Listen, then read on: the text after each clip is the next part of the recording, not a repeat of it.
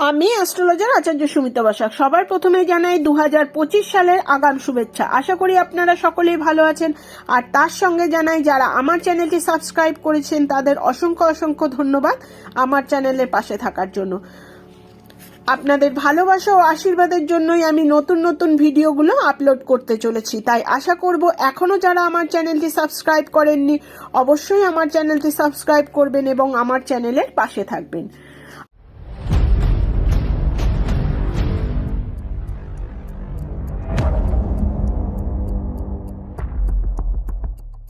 আজ এই পর্বে 2025 সালে সিংহ রাশির জাতক জাতিকাদের সারা বছর কেমন যাবে এবং ভালো থাকার জন্য কি কি উপায়গুলি করবেন সেই সম্পর্কে বিস্তারিত আলোচনা করব। আপনারা শেষ পর্যন্ত সঙ্গে থাকুন। 2025 সালে সিংহ রাশির জাতক জাতিকাদের উদ্দেশ্যে বলবো, বছরের শুরুতে বড় কোনো গ্রহ স্থান পরিবর্তন করছে না, তবে 29 মার্চ শনিদেব কুম্ভ রাশি থেকে স্থান পরিবর্তন করে মীন রাশিতে অবস্থান করবে এবং 2025 সালের মে মাসে দেবগুরু বৃহস্পতি বৃষ রাশি থেকে স্থান পরিবর্তন করে মিথুন রাশিতে অবস্থান করবে। তাছাড়া সংখ্যাতত্ত্ব অনুযায়ী 2025 বছরটি হচ্ছে মঙ্গল গ্রহের বছর। সিংহ রাশি সাপেক্ষে চতুর্থ ও নবম ভাবের অধিপতি মঙ্গল গ্রহ বছরের শুরুতে দ্বাদশ ভাবে নিচস্থ ও বক্রী হয়ে অবস্থান করায় সিংহ রাশির জাতক জাতিকাদের মঙ্গল গ্রহের শুভাশুভ ফল তাদের ওপর থাকবে। বছরের শুরুতে দ্বিতীয় ভাবে কেতু গ্রহ, পঞ্চম ভাবে রবি গ্রহ, সপ্তম ভাবে শনিদেব, অষ্টম ভাবে রাহু গ্রহ ও দশম ভাবে দেবগুরু বৃহস্পতি ও দ্বাদশ ভাবে মঙ্গল গ্রহ অবস্থান করবে। 2025 সালে সিংহ রাশির জাতক জাতিকাদের স্বাস্থ্য সম্পর্কে বলবো, বছরের শুরুতে সপ্তম ভাবে শনিদেব অবস্থান করছে এবং 2025 মার্চ মাসে শনিদেব রাহুযুক্ত হয়ে অষ্টম ভাবে অবস্থান করায় শারীরিক অলসতা, গাড়ি চালাতে বা ক্রসিং পার হতে সাবধান থাকতে হবে। ছোটখাটো অস্ত্রোপচার ও রক্তপাত, পড়ে গিয়ে পায়ে চোট লাগা বা ভারী কোনো বস্তুর আঘাত লেগে হাড়ের সমস্যায় কষ্ট পেতে পারেন। তাছাড়া জ্বর, সুগার, হার্ট, বাতজনিত কারণে নার্ভের সমস্যা, চোখের সমস্যায় কষ্ট পেতে পারেন। রোজকার খাবারের প্রতি যদি আপনারা যত্নবান না হন তাহলে লিভার ও পেটের সমস্যায় কষ্ট পেতে পারেন। ভুল চিকিৎসার কারণে অসুস্থতা বাড়তে পারে। সিংহ রাশি শিক্ষার্থীদের উদ্দেশ্যে বলবো, শনিদেবের সপ্তম দৃষ্টি সিংহ রাশির ওপর থাকায় রাহুর অষ্টম দৃষ্টি সিংহ রাশির ওপর পড়ায় পড়াশোনায় কিছু বাধার সম্মুখীন হতে হবে, সেই দিকে সবসময় সতর্ক থাকতে হবে। আবার দ্বিতীয়ভাবে কেতু গ্রহ অবস্থান করায় তোমরা পড়াশোনার ক্ষেত্রে উচ্চশিক্ষার দিকে যারা এগিয়ে যেতে চাইছো তাদের জ্ঞান বাড়বে। এছাড়া যারা বিদেশ গিয়ে পড়াশোনা করতে চাইছো তাদেরও ইচ্ছা পূরণ হবে। যারা চিকিৎসা শাস্ত্র, বিজনেস রিলেটেড, ইঞ্জিনিয়ারিং, মেডিকেল জয়েন্টের জন্য প্রস্তুত হতে চাইছো তাদের জন্য এই বছরটা খুব ভালো হতে চলেছে। তাছাড়া যারা সঙ্গীত, খেলাধুলা, ল, ফটোগ্রাফি শিক্ষার্থীদের উদ্দেশ্যে বলবো, বাইরের জগৎ থেকে যতটা সম্ভব নিজেকে দূরে রেখে পড়াশোনায় মন দিতে হবে, কারণ মার্চ মাসের পর বৃহস্পতির পঞ্চম দৃষ্টি তৃতীয় অর্থাৎ প্রচেষ্টার জায়গায় থাকার ফলে যারা science, commerce, computer, IT related, management, air related, charter account ও ব্যাংক রিলেটেড পড়াশোনার সঙ্গে যুক্ত হতে চাও তারা উন্নতি করতে পারবে। সিংহ রাশির কেরিয়ার সম্পর্কে বলবো, বছরের শুরুতে শনিদেব সপ্তম ভাবে ও মার্চ মাসের পর অষ্টম ভাবে অবস্থান করে তার তৃতীয় দৃষ্টি দশম ভাবে থাকায় আপনি কর্মস্থানে সহকর্মী ও উচ্চপদস্থ কর্মীদের সাথে সমস্যা ও চ্যালেঞ্জের সম্মুখীন হতে পারেন।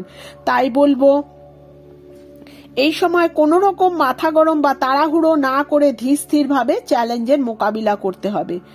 তার ফলে আপনার সফলতা আসবে এবং পদোন্নতি, মান, যশ, খ্যাতি বৃদ্ধি পাবে। রাহুর নবম দৃষ্টি দ্বাদশ ভাবে থাকায় কর্মের জন্য বিদেশ যেতে হতে পারে। বিদেশে ট্রান্সফার বা প্রমোশনের যোগ এই সময় দেখা যাচ্ছে। যারা medical, law, bank, digital marketing, IT সংস্থা বা সরকারি ও বেসরকারি সংস্থায় যুক্ত হতে চাইছেন তারা উন্নতি করতে পারবেন। রাজনীতির সঙ্গে যুক্ত ব্যক্তিরাও উন্নতি করতে পারবেন। সিংহ রাশির ব্যবসায়ীদের উদ্দেশ্যে বলবো, এই বছর ব্যবসায়ীদের অত্যন্ত শুভ হতে চলেছে, যার ফলে আপনারা নতুন ব্যবসা শুরু করতে পারবেন। ব্যবসায় নতুন কর্মচারী বিনিয়োগ করে অনলাইন ব্যবসার সঙ্গে যুক্ত হলে আর্থিক উন্নতি বৃদ্ধি পাবে। নতুন দোকান কিনতে পারবেন। অংশীদারি ব্যবসা খুব একটা ভালো হবে না।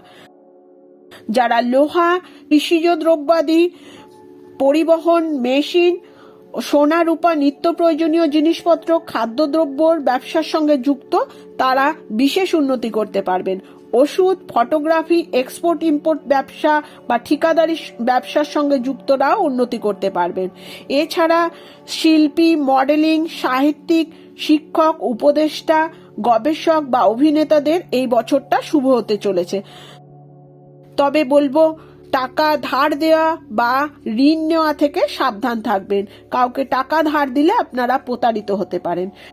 সিংহ রাশির দাম্পত্য জীবন সম্পর্কে বলবো, নিজের ক্রোধ ও সন্দেহপ্রবণ মানসিকতাকে ত্যাগ করতে হবে। শত্রু থেকে সাবধান থাকতে হবে। অষ্টমে রাহু, শ্বশুরবাড়ির লোকেরা যা বলবে সেটা পূরণ করবে না। দাম্পত্য জীবনে একে অপরকে বুঝে ও মানিয়ে নিয়ে চলতে হবে, না হলে বাধা আসতে পারে, তার ফলে আপনাদের দাম্পত্য ক্ষতি হতে পারে। স্বাস্থ্য, সন্তান ভাগ্য শুভ।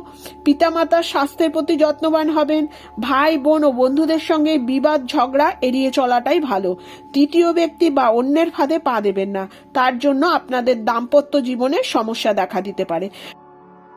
সিংহ রাশির জাতক জাতিকাদের ভালো থাকার জন্য কি কি উপায়গুলি করবেন? রবিবার সূর্যমন্ত্র পাঠ করুন। প্রতিদিন সকালে স্নান সেরে শুদ্ধ বস্ত্র পরিধান করে সূর্যদেবকে গঙ্গা জল ও একটি লাল জবা ফুল অর্পণ করুন।